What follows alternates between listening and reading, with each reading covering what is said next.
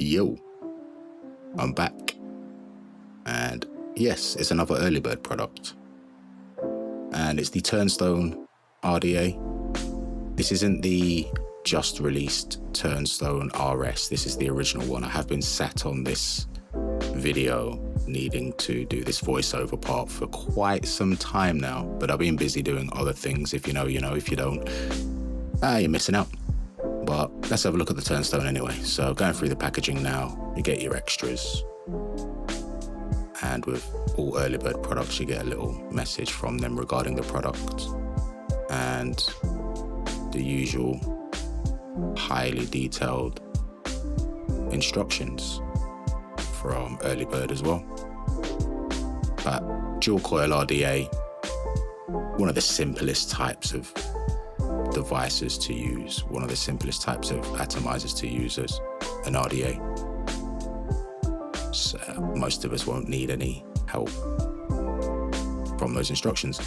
This is an atomizer stand that I picked up from Vape Smarter because it's beautiful. Excellent craftsmanship from Stuart, as always there. And you can see I've clearly been using the Turnstone here because that green was from the top of the overpowered stack that it's been sat on top of since I've got it. It's another sophisticated looking piece. This isn't the original drip tip. Here's me looking for the original drip tip and I don't think I can find it, but just get a standard black drip tip, nothing fancy about that. This is a heat diffuser, or just an accessory that you could customize. So all of their products I've noticed have some sort of element you can customize so far, which is great. And that just keeps the RDA cap a bit cooler while you're using it, as it can get a bit hot this. So I've just shown you my build, my current build.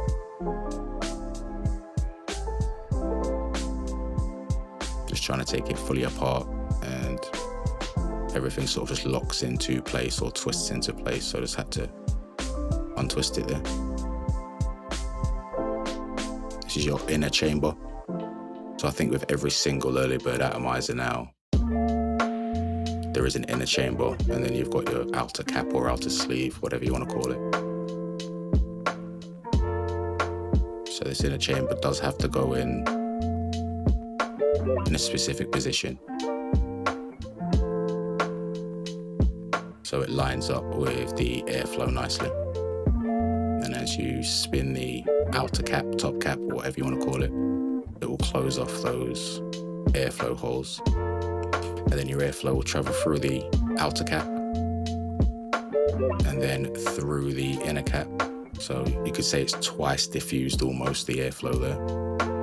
And then it hits the coils there, but as it's only the outer cap that spins, the airflow holes on the inner cap are always going to be in the best position for the air to hit the coils. So it's not anything amazingly innovative, but it's tried, it's tested, it gets the job done very well. It hits the coils on the side there I've just pointed out, then there's a little channel, airflow channel for want of better wording, where the airflow can travel under the coil. So I think I'm gonna patronizingly point it out now. So yeah, the airflow goes side on and comes out underneath the coil as well, which you'll get a better view of once I take it apart, which I'm gonna do now.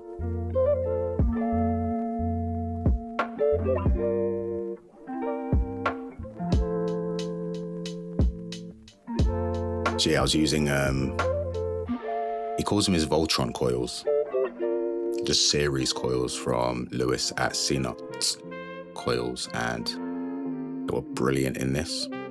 But there's me there pointing out that's where the airflow will come out and hit the coil from underneath. But we've got some series coils from Early Bird themselves here. Call them the bird feed coils, which I think is fantastic. Brilliant packaging, get cotton included.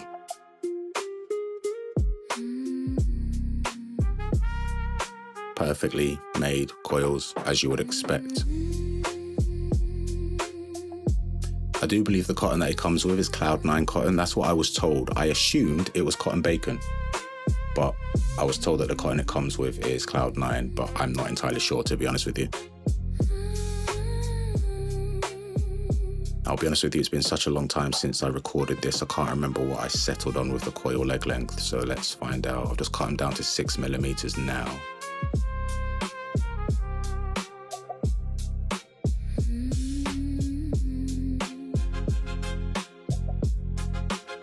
And I went with 6mm apparently. Well, we'll find out. I might have changed it again.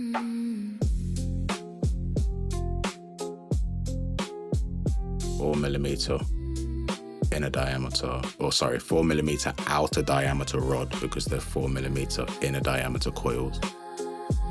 And there's me showing again where the airflow will travel to get underneath the coil, as well as hitting it side on.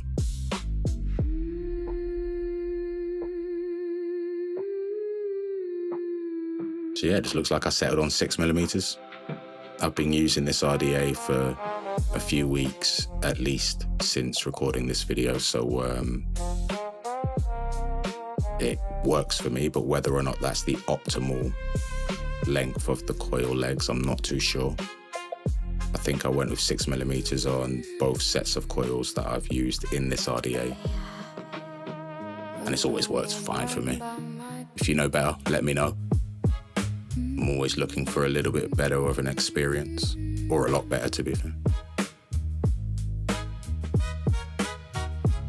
So here we are, coils fitted, nice and easy. I didn't really have to explain how to go about doing that. You could just see, you know, you just unscrew, drop your coils in, screw it back in. There you go. Make sure they're lined up. It's just an RDA, they're never too complex, or never need to be, at least anyway. So I'm looking for 0.29 ohms or around that at least, and I'm currently set at 0.13, so we've got to get firing it. I do believe this mod didn't work to get it all dry fired. Yeah, I don't know what was happening, but the mod just didn't like this atomizer. Whether it's the mod, whether it is the atomizer at this point, I didn't know. And to be fair, right now either, I still don't know, because the mod works fine with everything else I put on top of it. And this atomizer's been working fine on anything else I put it on, so maybe it's just this exact pairing didn't get on. Not too long ago, I picked up this iJoy Captain just for nostalgia purposes, and then a little bit later after that, picked up some 2700s. Just because if it's there, get it for nostalgia, if nothing else, right? But I'm having issues with the batteries. Tried swapping them around, and I could see that one of the batteries just isn't being picked up, even though as far as I was aware, they were fully charged.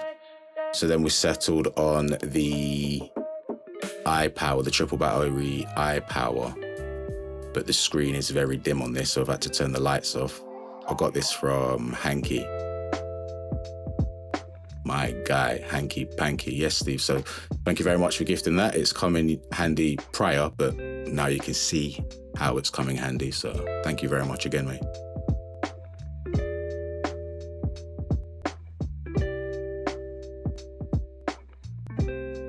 So dry firing. Trying to work out all of the hot spots, get it glowing up nice and even. If you know, you know. And if you don't know, then you're probably watching this for educational purposes to figure out how to know. I hope, at least, anyway.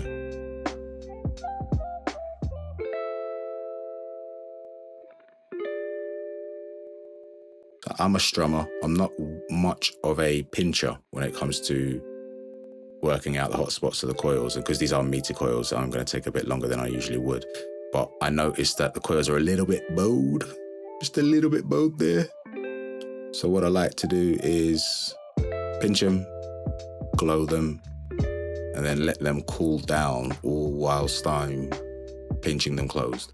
And it sort of holds that pinch in, if that makes sense. Hopefully I've explained that well. But yeah, I find that heating them up whilst they're pinched together and then letting them cool down before I release them, they hold that tightness a little bit more.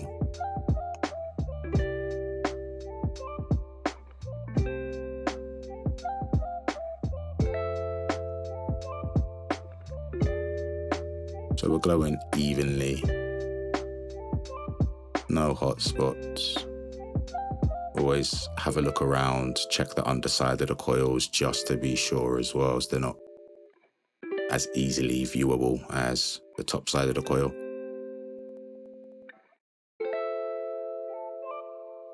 I think I felt like the coil I just tightened up was ramping up a little bit slower than the other one, so I just tightened up those screws, as that often helps speed up the ramp up of the coil. So again with Cotton Gods, but my stash of Cotton Gods is getting old now. Obviously Cotton Gods was discontinued God knows how long ago now, and people keep sending me packs because they know I really got on with it, but this pack might just be a one-off, might be a fake for all I know, I don't know. But as you can see, it's a little bit, I don't know how to word it, but there's bunchings or little bobbles, for want of better wording, throughout the fibers. The fibers wouldn't separate and become as fluffy as I'm used to. So this is either just because the cotton is now this old, or it's just a dodgy pack. I'm hoping it's just a dodgy pack. I've got a few more that I haven't opened, but I am enjoying trying different cottons anyway. So far, Forged Cotton by Puffwick is going to be my replacement cotton out of all of the different versions, or all of the different types that I've tried to replace Cotton Gods. But who knows? At any given moment, I could try something else that I feel I get on with better, right? I'm just defluffing, or defluffing, I'm fluffing up, so I'm decompressing the cotton, using more cotton than I usually would, because remember, these are 4mm inner diameter coils where you'd usually see me using 3s. Didn't like how tight that was fitting through, so I'll take it just a slither off.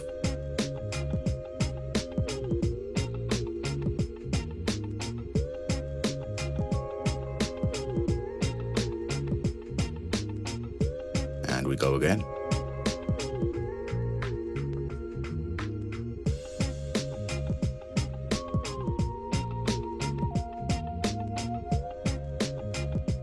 So with the cotton, when you're pulling it through, you want to use enough so the inside of the coil rather is fully packed out with the cotton, but not too much that the cotton is overly compressed while it is packed in there.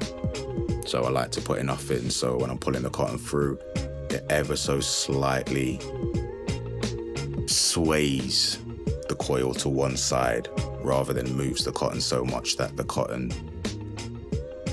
pulls the coil around. And as you just seen, I just pulled a bunch of cotton out. Really frustrated me. So, and I wasn't happy with the state of that cotton, as you saw, as I mentioned. So I've gone with the cotton that is included with the coils from Early Bird. And you do get a healthy portion of cotton here. I think they're trying to give you as much cotton as you might need for the life of the coil. Perhaps, I don't know, but it is what I would have said is an unnecessary amount of included cotton. But that's only a bonus, really, isn't it? If you're using rebuildables, you can never have enough cotton.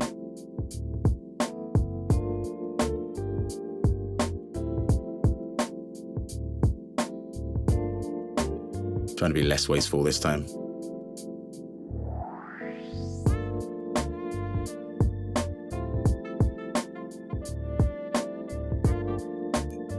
See, that there is right on the brim of how much cotton I would usually use in a coil. As you can see, it is sort of pulling the cotton, sorry, it's pulling the coil. It's actually moving the coil, so I've got to pull it back the other way to move the coil back in place. that is the maximum amount of cotton I would put in any rebuildable, really. There's a lot of combing out now because there was a lot of cotton there.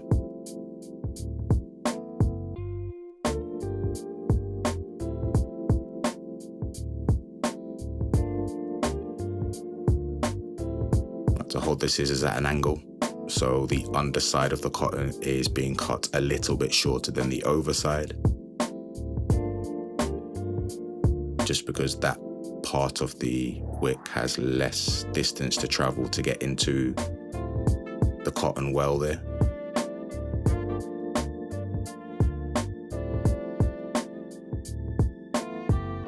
And I can't see down there, but I'm hoping, and I did because, well, it's working fine for me, so I don't need to hope really, but at this point there, I'm hoping that this clearance underneath the cotton for the juice to get underneath the ends of the tails of the cotton there.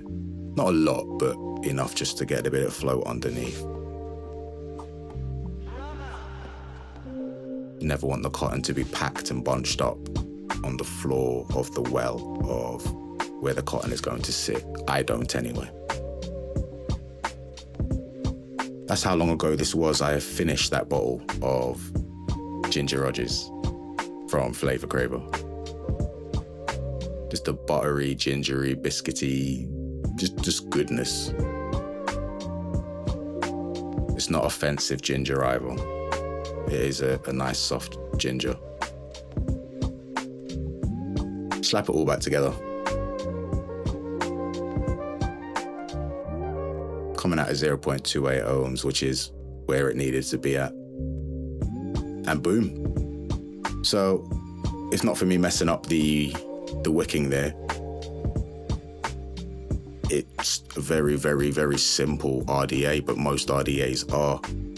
The draw, again, as with all early bird atomizers so far, is smooth, particularly like standout smooth, but it is a bit turbulent sounding. And I feel that's just because the air gets moved around and filtered down so much. That sort of twice filtering that the air gets when going through this atomizer causes noise, which leads you to think it's going to be a turbulent, not a very smooth pool, but it is very smooth, I assure you. Big dense clouds, but I'm using, I think it's about 75 VG juice. Smooth pool, dense clouds, flavor, bang on. You're always going to get the best flavor out of an RDA. Even a bad RDA is going to give you good flavor, at the least I like to think, well, in my experience anyway. But this gives very good flavor. It's very easy to use. The airflow is smooth. There is nothing to say other than, again, how turbulent it sounds. That's the only negative, that it sounds bad, but it performs brilliantly. The early bird knocked it out the park again with this one, with a classic inner chamber, outer sleeve, designed for an atomizer. Very easy and smooth to change the airflow. You can get quite precise with it. It looks good. Yeah, man, it's a winner. Heavily recommend this one. Can't mention the price because YouTube, but for the price point, for what it is, it's a bit of kit that's going to last you forever if you only ever slightly take care of it. So excellent value. Heavily recommend. Big up early bird. Peace.